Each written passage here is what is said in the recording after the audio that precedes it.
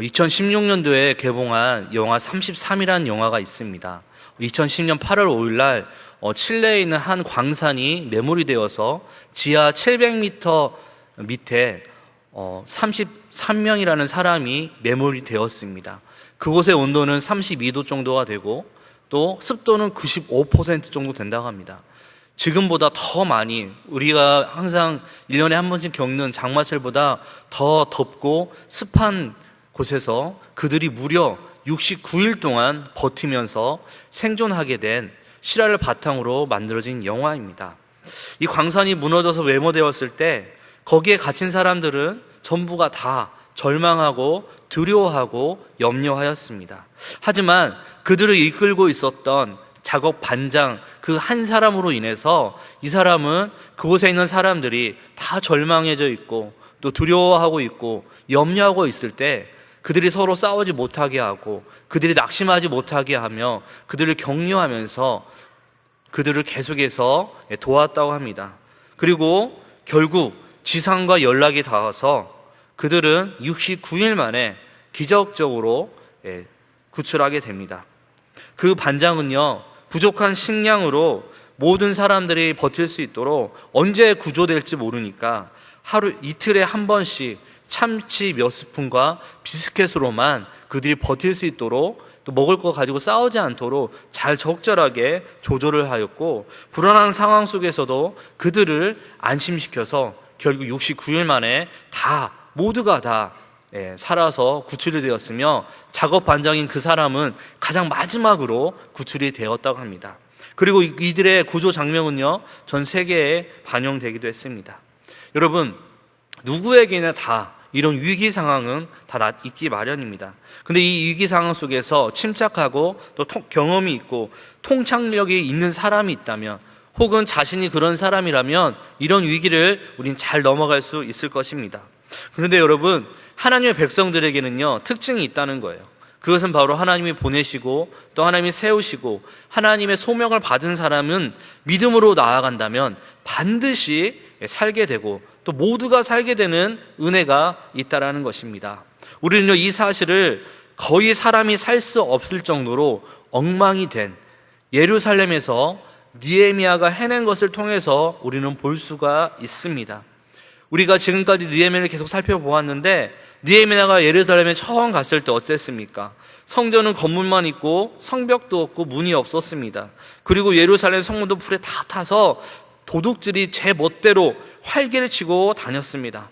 만약 여러분, 우리 집에 담이 없고 문도 없어서 아무나 들어오거나 도둑이나 불량배가 들락거린다면 불안해서 도저히 살 수가 없을 것입니다. 최근에 저희 집에 텐트를 샀어요. 지금 코로나이기 때문에 어디 놀러 가지도 못해서 아이들이 그래도 집에 거실에 텐트 치고 캠핑 분위기라 좀 느껴보자라는 의미에서 원터치 텐트를 큰 걸 샀습니다. 그런데 저희 둘째 아들이 좀 약간 이렇게 의심도 많고 불안이 많아요. 그래서 제가 그 텐트 문을 한쪽을 열어놨어요. 개방해 놓았는데 하는 이야기가 절대로 그 문을 개방하지 말라는 거예요.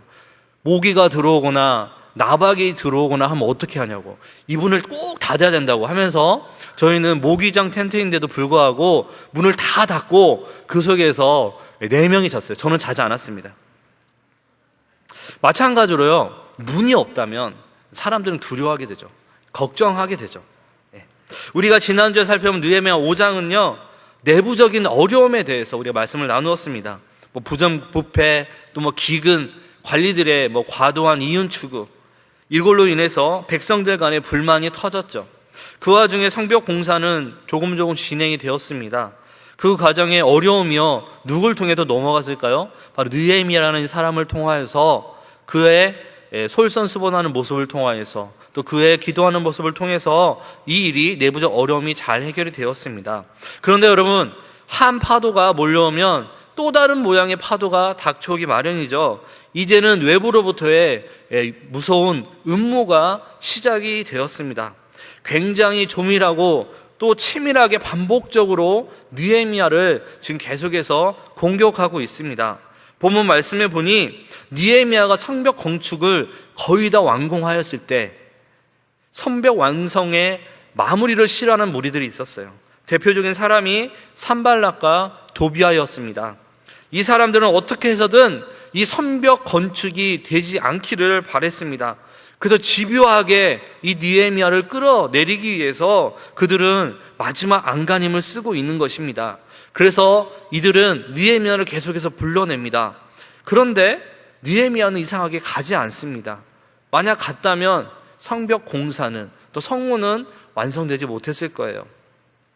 그들은 느헤미야를 암살할 준비를 해놓고 기다리고 있었죠. 그러나 느헤미야에게는 정말 중요한 일이 있었어요. 그가 사람을 만나는 것보다 가장 중요한 일, 그게 있었기 때문에, 그에게는 가장 중요한 우선순위가 있었기 때문에 그는 이 모략에 걸려들지 않을 수 있었습니다. 그리고 그는 성벽 완성을 하게 되었습니다. 여러분, 우리가 알아야 할 것은요, 사단은 항상 우리 주변에서 우리를 넘어뜨리기 위해 함정을 항상 파놓는다는 거예요. 그리고 우리의 생명을 항상 노리고 있습니다. 여러분, 호랑이나 곰 같은 맹수들은 어떻습니까? 강하죠. 또 빠르죠. 다른 짐승들은 당해낼 수가 없습니다. 그리고 아무리 강한 사람이라 할지라도 맨손으로 그들을 때려잡을 수는 없습니다. 그런데 이런 맹수들도 조심해야 할 것이 있는데 바로 밀렵꾼들이 쳐놓은 올가미입니다. 곰이나 늑대 같은 맹수가 조심성 없이 함부로 숲이나 나무 사이를 가다가 밀렵꾼이 쳐놓은 올가미에 걸린다면 그들은 아무리 용을 써도 빠져나오지 못하고 그 올가미에 걸려서 죽거나 잡혀가게 될 것입니다. 그들이, 맹수가 코가 예민해서 올가미나 덫의 냄새를 맡으면 좋지만, 하지만 그렇지 못하기 때문에 덫이나 올가미에 걸려서 죽게 된다는 것이죠. 우리의 원수 사탄도 마찬가지입니다. 어떻게 해서든 하나님의 종이나 또 하나님의 백성들, 자녀들을 넘어뜨리기 위해서 곳곳에 올가미와 덫을 설치해 둡니다. 그래서 하나님의 종이나 하나님의 백성들은 사람이 나의 적이 아니라 사탄이 나의 적이고 언제나 나를 시기하고 넘어뜨려야 된다는 것을 인식하고 평소에 모든 것을 떳떳하게 해놓아야 한순간의 올무에 걸려 넘어지지 않을 수 있습니다. 오늘 1에서 19절까지 우리가 한 3가지 정도를 함께 나누도록 하겠습니다. 첫 번째는 무서운 음모가 1에서 4절까지 기록되어 있습니다. 외부적인 방해가 시작되고 있어요. 굉장히 조밀하고 치밀하게 조직적으로 반복적으로 계속해서 느헤미야를 공격하고 있습니다. 본문의 위협은요, 개인 대 개인의 싸움으로 보입니다. 왜냐하면 이스라엘 백성 전체를 향한 공격보다, 또 모함보다는 가장 핵심인 느헤미야 한 사람을 무너뜨리기 위한 공격입니다. 1절에 보니까 적들은 이제 성벽 공사가 다 빈틈없이 마무리되었다는 소식을 들었습니다. 그런데 느헤미야 입장에서는 아직 완성된 게 아니에요. 무슨 일만 남겨두었습니까? 성문을 다는 일은 아직 완성되지 않았습니다. 아무리 90 전부 다 되었을지라도, 성벽이 다 세워졌을지라도 문이 없다면 아무 소용이 없을 거예요. 왜냐하면 조족들은 성벽을 넣을 필요가 없이 문으로 들어오면 되었기 때문입니다. 이럴 때 신경 쓸 일들이 발생하면 지금까지 많은 어려움을 넘어서 여기까지 왔는데 자칫하면 다 된 밥에 재를 뿌리는 격이 된 것이죠. 문만 달면 되는데 여기서 넘어지면 안 된다는 거예요. 성가시거나 귀찮은 일이 발생한다면 느헤미야 입장에서도 좋을 게 없습니다. 그런데 생각지 못한 외부로부터 무서운 음모가 시작이 됩니다. 2절에 보니까 산발락과 게셈이 내게 사람을 보내 이르기를 오라 우리가 오노 평지의 한촌에서 서로 만나자 하니 실상은 나를 해하고자 함이었더라. 느헤미야가 가장 중요한 성 문짝을 달지 못하고 있는 시점에서 원수인 산발락과 도비아가 계속해서 사람을 보내서 오노 평지에서 만나자고 지금 이야기를 합니다. 음모가 시작이 된 거죠. 어떻게 해서든 이 공사를 마치지 못하게 하는 거예요. 그래서 그 공사의 총책임자인 느헤미야를 죽이기 위해 그들이 지금 음모를 꾸미고 있는 것이죠. 그래서 산발락이 제안합니다. 만나자는 것이죠. 만나는 의도는요, 이야기하자, 식사하자, 그게 아니라 죽이려는 것입니다. 여러분, 우리는요, 어느 누군가가 갑자기 만나자고 한다, 신경이 쓰일 수밖에 없죠. 갑자기 어떤 급한 일이 있는데 전화가 왔어요. 내가 급해서 못 받게 생겼어요. 그러면 다음에 다시 전화할게요 하면 어떨죠? 신경이 쓰이죠. 무슨 일 때문에 그럴까? 사람이기 때문에 신경이 쓰입니다. 느헤미야는요, 신경이 쓰였어요. 왜 그럴까요? 느헤미야는 이스라엘 본토가 아닙니다. 바벨론에서 태어난 사람이에요. 그 이스라엘에 온 지 얼마 되지 않은 외부인이에요. 외부인에게는 누군가 하는 말이 다 이렇게 신경 쓰일 수밖에 없습니다. 누가 누구인지도 모르고 이 사람들이 어떤 의도로 그런 말을 하는지 알 수 없기 때문이라는 것이죠. 만일 느헤미야가 팔레스타인에 뿌리를 내리고 살 생각을 가지고 있었다면 산발랏이나 도비야가 만나자고 할 때 거절하기 어려웠을 것입니다. 왜 그럴까요?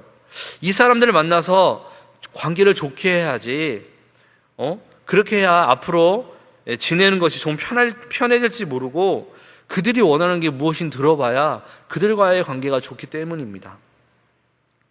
그래서 느헤미야 입장에서는 그들을 만나야 되는 것인지 만나지 말아야 할 것인지 굉장히 선택하기가 어려웠을 거예요. 만약 이 사람들이 만나자고 했는데 느헤미야가 가지 않는다면 이 사람들은 느헤미야로 하여금 겁쟁이다, 비겁하다, 아니면 도도하다, 왜 만나자고 하는데 만나지 않느냐, 이렇게 비난할 것입니다. 그리고 계속해서 끊임없이 사람을 보냈을 거예요. 그러나 느헤미야가 못 이기는 체하고 한 번이라도 나가면 어떻게 될까요? 바로 죽습니다. 이걸 분별하기가 쉽지 않아요.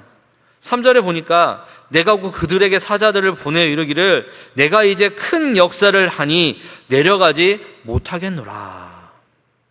여러분, 우리가 어떤 일을 선택할 때 중요한 일과 또 급한 일이 있습니다. 그런데 여러분, 우리는 보통 어떤 일을 선택을 합니까? 중요한 일보다 급한 일을 선택할 때가 더 많이 있습니다. 그래서 결국 어떻습니까? 중요한 일을 하지 못할 때가 더 많게 되는 것이죠. 그런데 느헤미야에게 있어서 가장 중요한 일이 있었어요. 그건 무엇일까요? 느헤미야가 왜 이스라엘에 왔습니까? 예루살렘 성과 성벽을, 또 성문을 왕성하는 일이죠. 이것을 위해 그는요, 바벨론에서 무려 1000km 이상을 왔습니다. 지금 그 일이 거의 다 끝나가고 있는데 그 마당에서 느헤미야에게 지금 성문을 다는 것보다 더 중요한 일은 없다라는 것이죠. 그러니까 산발랏과 도비야가 만나자고 사람을 보내고 협박을 해도 지금 자신이 해야 될 가장 중요한 일이 있었기 때문에 그는 나가지 않았다는 거예요.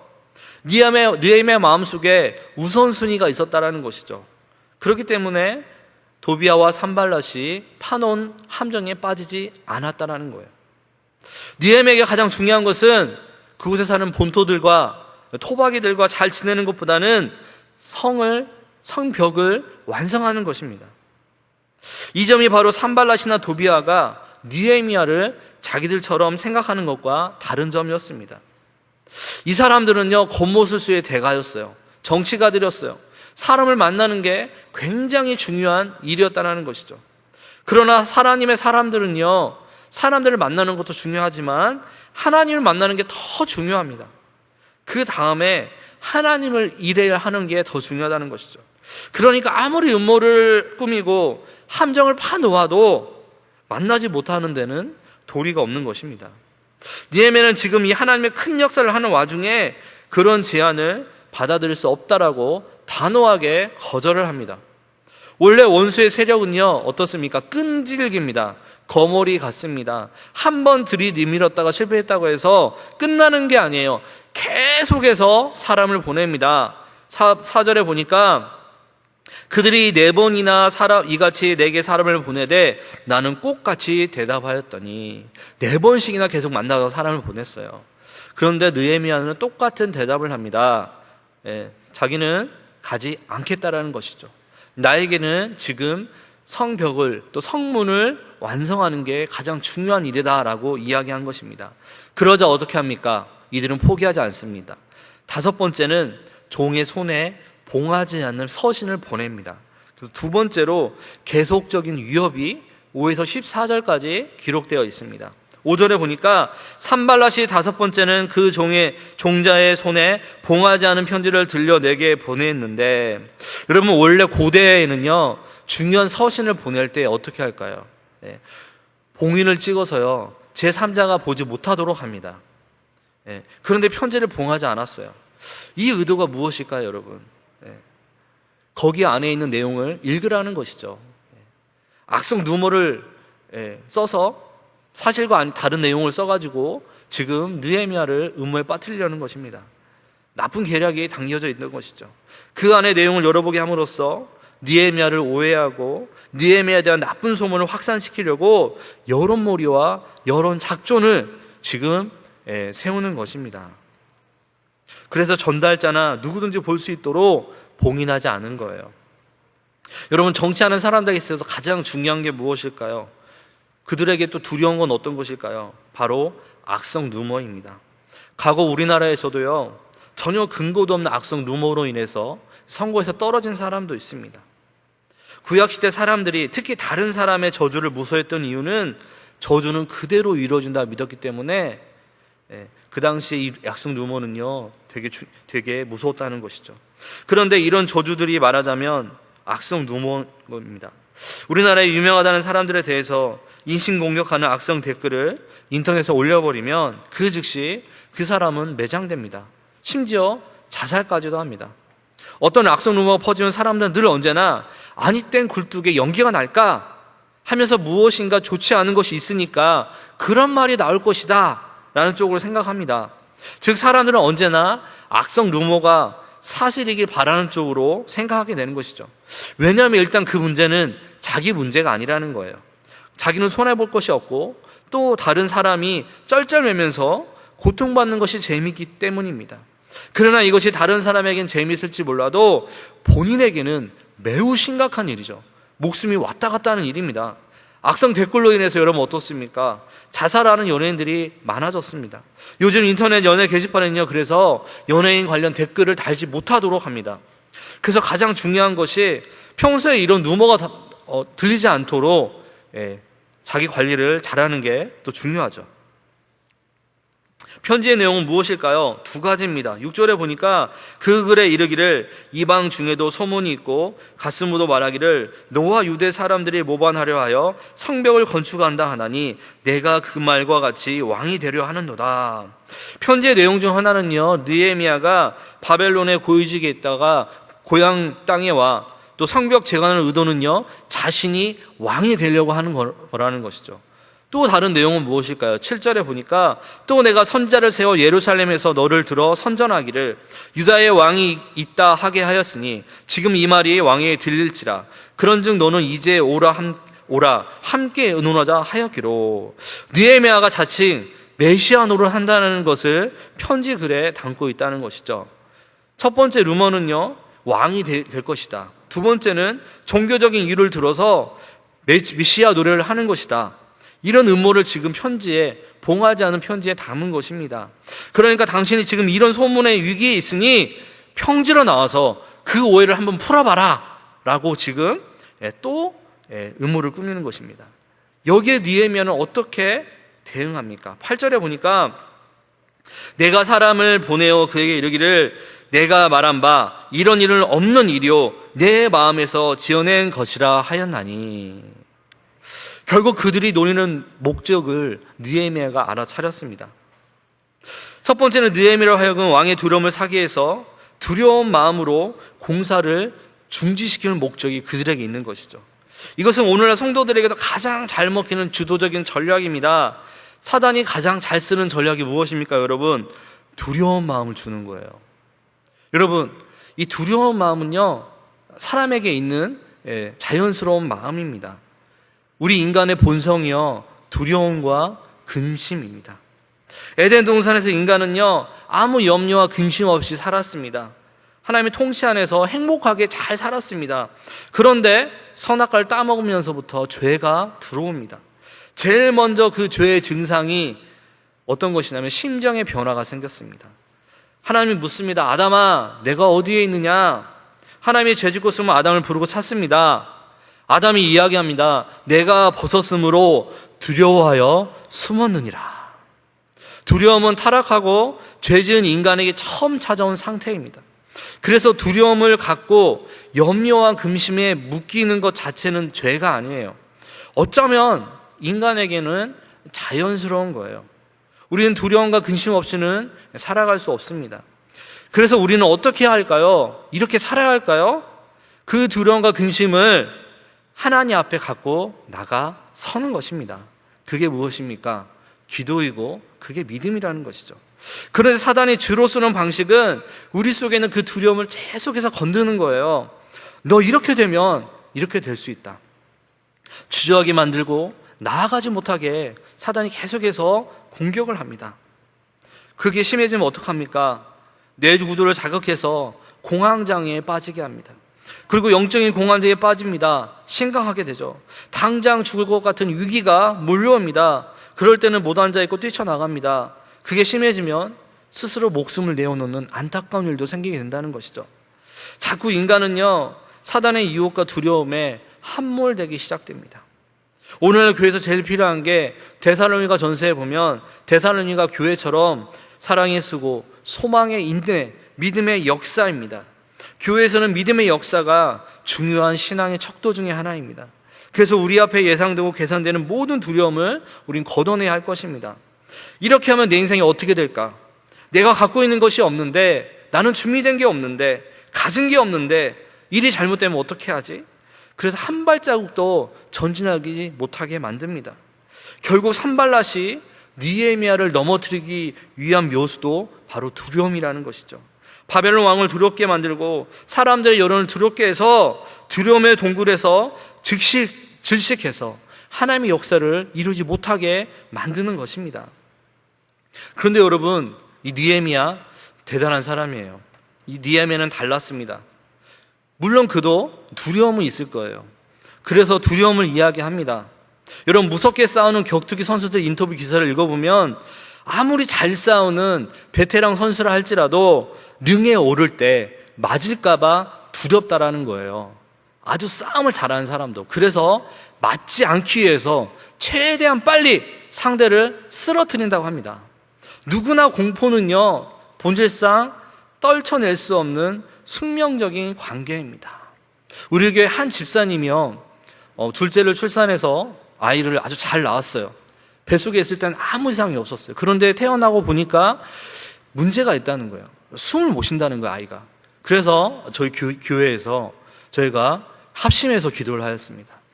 그래서 이제 저희는 이 아이가 어떻게 될까 계속 이렇게 두려움 반, 또 걱정 반, 또 믿음 반, 이런 마음으로 기도를 하였어요. 그리고 이제 그 집사님의 동생이 있는데 이 동생이 언니한테 얘기했다는 거예요.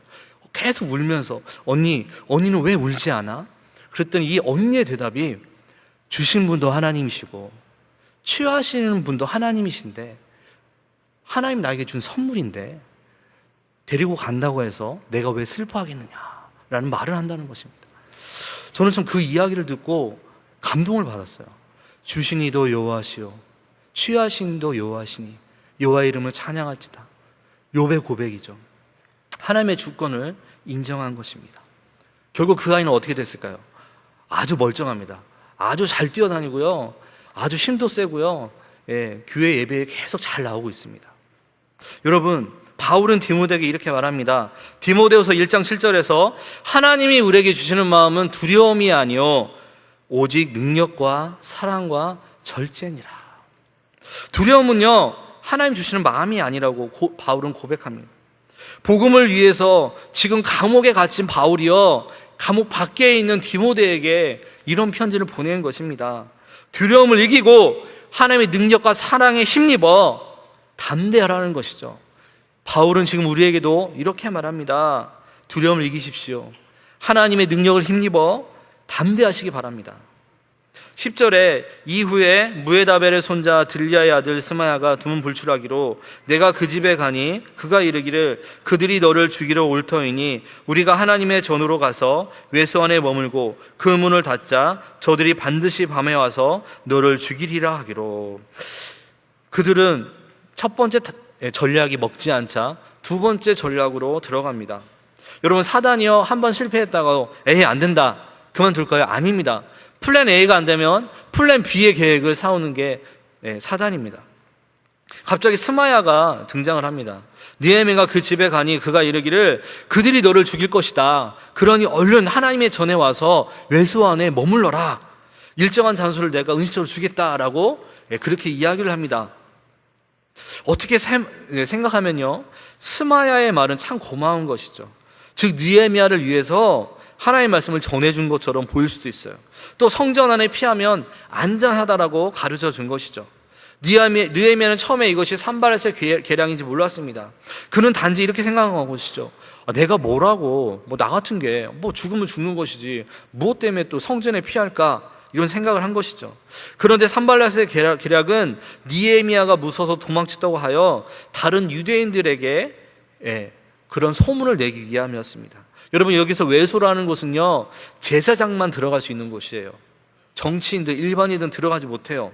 중요한 종교적 장소이기 때문에 아무나 들어갈 수 없습니다.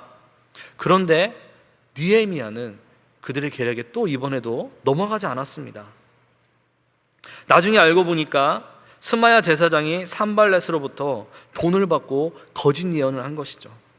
이것을 보면 산발렛의 방해 공작이 얼마나 집요하고 얼마나 자연스러운지 우리는 알 수가 있습니다. 그러나 느헤미야는 구체적인 계량은 몰랐지만 자신은 누가 뭐라 하든지 나는 이것을 꼭 하겠다, 이것을 완성하고 죽겠다, 이런 마음을 가진 것입니다. 14절에 보니까 내 하나님이여 도비야와 산발락과 여선지 노야다와 그 남은 선지자들 곧 나를 두렵게 하고자 한 자들의 소생을 기억하옵소서 하였노라. 14절에 보면 도비야와 산발락과 여선지 노아다와 그 남은 선지자들은 느헤미야를 두렵게 했습니다. 지도자 한 사람만 두려움의 철창에 가두면 나머지는 끝나는 것이죠. 지도자는요, 그래서 여러분, 배짱이 좋은 사람이 아니라 영적으로 담력이 있는 사람이 필요합니다. 그것이 우리 그리스도인이 이 세상을 살아가는 중요한 태도이고 자세입니다. 여러분, 성경을 보면요, 365번 나오는 단어가 있습니다. 무엇일까요? 바로 두려움입니다. 우리가 두려워하지 말라고 하나님께서 매일매일 1년 동안 두려워하지 말라고, 평생 두려워하지 말라고 우리에게 말씀해 주시죠. 태산 같은 문제가 덮칠 때 지도자가 그 문제 앞에서 휘청휘청하고 우유부단하고 어떻게 하지 못한다면 나라는 끝장이 나죠. 오늘 느헤미야는 자신을 두렵게 하려는 적의 음모로부터 계속 일관되게 한 가지 태도를 견제합니다. 모든 두려울 수밖에 없던 위기의 음모 때마다 그는 그 문제를 누구 앞으로 끌고 나갑니까? 하나님 앞으로 끌고 나가 하나님 앞에 자기의 두려움을 내려놓습니다. 그 자세를, 그 태도를 오늘 우리에게 보여주고 있습니다. 여러분, 우리가 믿고 의지하는 것은 무엇입니까? 우리의 모든 형편을 아시는 바로 하나님, 그 하나님이 계시기 때문에, 우리가 모든 형편을 아시는 하나님이 계시기 때문에 믿고 의지하는 것 아니겠습니까? 느헤미야도 주위로부터 협박과 방해가 두렵지 않은 게 아니었어요. 너무나 두렵고 당장 그들이 어떻게 해서든 그를 공격해 와서 죽일 것 같은 마음이 들었을 것입니다. 그러나 느헤미야는 그것마저도 다 하나님께 맡겨 버렸다라는 거예요. 그리고 자기는 마음에 담아두지도 않고 다 잊어버리려고 했습니다. 왜냐하면 하나님께서만 기억해 주시면 되기 때문인 것이죠. 우리는 내가 기억하려고 하루에도 수천 번씩 생각하니까 병이 온다는 거죠. 여러분, 그래서 우리는 어떻게 해야 될까요? 시편 55편 22절에 내 짐을 여호와께 맡기라. 그가 너를 붙드시고 의인의 요동함을 영원히 허락하지 아니하시리로다. 우리는 하나님께 기억하시도록, 이 문제를 해결하시도록, 그래서 우리는 내어 맡겨야 할 것입니다. 세 번째로, 성벽 완성과 내부적인 방해가 15에서 19절까지 기록되어 있습니다. 결국 느헤미야는요, 다른 모든 방해나 협박에 넘어가지 않고 오직 성 건축에 몰두했기 때문에 기적적으로 하나님의 도우심으로 성을 완성할 수 있었습니다. 15, 16절에 보니까 성벽 역사가 52일 만인 엘루월 25일에 끝남에 우리의 모든 대적과 주위에 있는 이방 족속들이 이를 듣고 다 두려워하여 크게 낙담하였으니 그들이 우리 하나님께서 이 역사를 이루신 것을 알미니라. 다 무너진 성을 쌓는데 52일이 걸렸습니다. 이것은 사람의 힘으로는 불가능한 것이죠. 제가 예전에 처음에 느헤미야 설교를 했을 때 여러분, 무너진 것을 재건하는 건 쉽지 않다고 했습니다. 차라리 처음 그냥 아무것도 없는 상태에서 짓는 게 더 편하다고 이야기했습니다. 마찬가지입니다. 그런데요, 느헤미야는 지금 다 무너졌는데 그 성을 쌓는데 52일밖에 걸리지 않았습니다. 하나님이 도우셨죠. 아마 제대로 일을 하려고 했으면 몇 년이 걸렸을 거예요. 그러나 불과 52일 만에 성벽은 또 성문은 완성이 되었습니다. 이제는 어느 누구도 예루살렘에 함부로 쳐들어와 공격할 수 없게 되었습니다. 유다 사람들이 이렇게 놀라운 스피드로 성을 쌓을 수 있던 것은 하나님께서 그들 마음에 두려움이 사라지게 하고 하나님께서 그들이 한마음이 되어서 성을 쌓을 수 있도록 도우셨기 때문입니다. 그리고 느헤미야가 주위의 반대에도 우유부단하지 않고 갈팡질팡하지 않고 그가 오직 한 가지 일만 생각했기 때문에 가능한 일이었습니다. 그래서 여러분, 어떤 일을 하는 데 있어서 지도자가 가진 믿음은요 굉장히 중요하다는 것입니다. 지도자가 흔들려 버리면 사람들의 마음은 하나가 될 수 없습니다. 결국 그 마음도 하나님께서 주신 것입니다. 우리가 믿음을 가지고 매일매일 최선을 다하는 것이 중요합니다. 그러면 그 매일매일이 쌓여서 기적과 같은 결과를 가져오게 됩니다. 기적은요 아무것도 하지 않으면, 그리고 염려하는 사람에게 절대로 찾아오지 않습니다. 믿음으로 매일 최선을 다할 때, 꾸준히 일상 속에서 하나님의 임재하심을, 또 하나님의 함께하심을 경험하면서 살아갈 때, 그것이 나중에 큰 문제가 닥쳐왔을 때 그것을 넘어갈 수 있는 기적이 될 수 있다는 것이죠. 그러나 유다의 귀족들은요 끝까지 느헤미야를 힘들게 했습니다. 도비아 편이 되어 스파의 짓을 했던 것입니다. 즉 유다의 귀족들은 도비아와 계속 서신을 주고받았습니다. 17절에 보니까 또한 그때 유다의 귀족들이 여러 번 도비아에게 편지하였고 도비아의 편지도 그들에게 이르렀으니, 예루살렘에서 일어난 일들을 도비아에게 편지로 알리고 또 도비아의 편지도 받아서 읽었습니다.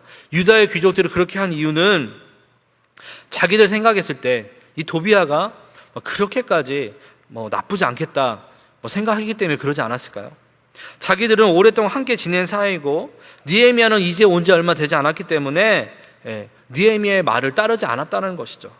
그리고 도비아는 유다의 귀족들과 사돈 관계를 맺었기 때문에 그 사람과 한편인 사람들이 많았습니다. 그래서 느헤미야가 어떤 일을 하려고 하면 도비아의 의견을 제시하면서 계속해서 반대를 한 것이죠. 또 느헤미야가 한 말을 모두 도비아에게 일러 바쳐서 도비아가 또 공격하게 했고 계속 느헤미야를 두렵고 불안하게 만들었습니다. 그들은 이렇게 해서 이 느헤미야를 바벨론으로 쫓아 보내려고 한 것이죠. 여러분, 우리가 알아야 할 것은 무엇일까요? 이 세상에는 하나님의 뜻대로 살려고 하는, 하나님의 말씀대로 살려고 하는 사람들을 반드시 무너뜨리려고 하는 대적들이 있다는 것이죠. 그래서 이 대적들은 다른 사람을 이용해서 하나님의 종이나 백성들을 빠뜨릴 함정을 파거나 안 좋은 소문을 퍼뜨림으로 두려움에 빠지게 해서 도망치거나 숨게 만들려고 한다는 것입니다. 그래서 여러분, 우리는 어떻게 해야 될까요? 평소에 우리는 잘해야겠죠. 또 우리는 평소에 매일매일 삶 속에서 영적으로 깨어있어 우리가 사단의 올무에 빠지지 않도록 해야 된다는 것입니다. 그리고 우리의 삶에 가장 우선이 무엇인지, 가장 중요한 일이 무엇인지 늘 기억하며 살아가는 우리가 되어야 할 것입니다. 우리가 이렇게 살아간다면 우리는요 넘어질지라도 다시 일어설 수 있다는 것이죠. 사랑하는 여러분, 우리가 우리 앞에 있는 어려움 앞에서, 두려움 앞에서 염려하지 마시고 걱정하지 마시고 하나님 앞에 나아가 우리의 근심, 염려, 두려움, 걱정 그 앞에 다 내려놓는 여러분 모두가 되시기를 주님의 이름으로 축원합니다. 기도하겠습니다. 하나님 아버지, 위태로운 세상 속에서 우리의 원수 사단은 계속해서 우리를 넘어뜨리려고 합니다. 아버지, 이러할 때 우리가 두려워하거나 염려하지 않게 해주시고 우리의 모든 형편을 아시는 그 하나님 바라보며 그 하나님을 온전히 믿고 의지하는 우리 모두가 될 수 있도록 붙잡아 주시옵소서. 하나님, 사랑하는 우리 주의 청년들 한 사람 한 사람 기억하여 주시옵소서. 이 포스트 코로나 시대에 하나님, 우리가 모이기도 자유롭지 않습니다. 아버지, 하지만 이때 우리가 비록 사람들을 많이 만날 수는 없지만 우리가 하나님과 만나면서 하나님과 정말 깊은 관계로 들어가는 우리 모두가 될 수 있도록 붙잡아 주시옵소서. 감사드리며 예수 그리스도 이름으로 기도하옵나이다. 아멘.